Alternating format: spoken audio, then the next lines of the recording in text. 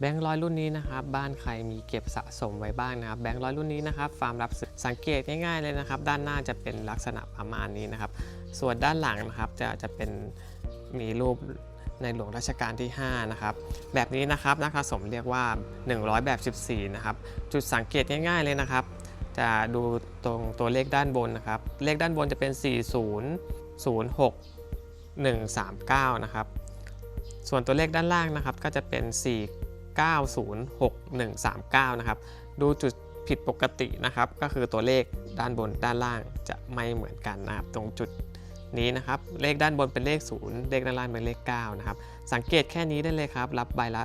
2,000 ถึง 3,000 บาทนะครับขึ้นอยู่กับสภาพด้วยนะครับท่านใดมีนะครับส่งภาพมาประเมินราคาได้ฟรีนะครับตามด้านล่างนี้ได้เลยนะครับ@farmbank65นะครับไม่มีค่าใช้จ่ายนะครับโปรดระวังมิจฉาชีพด้วยนะครับช่วงนี้ขอบพระคุณมากครับฝากกดไลค์กดแชร์ให้ด้วยนะครับ